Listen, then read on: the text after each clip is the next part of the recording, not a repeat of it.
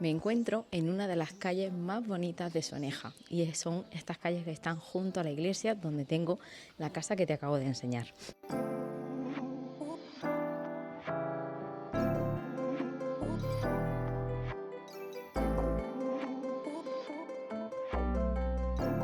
¿Buscas una casa que puedas hacer realidad tu sueño y que sea un lienzo en blanco para reformarla a tu gusto? La tengo.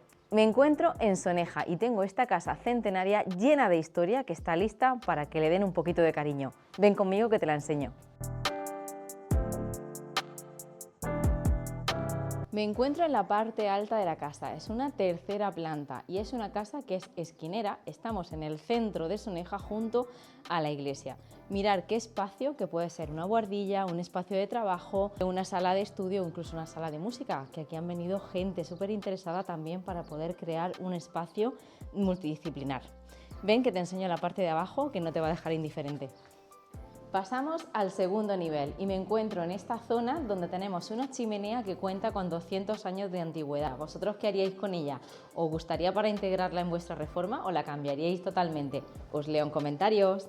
Sigo estando en la segunda altura y aquí contamos con unos techos altos, con encanto, con vigas vistas y dos estancias preciosas. Puede ser una habitación en suite, un salón comedor, una zona de estudio o una sala de juegos para tus peques.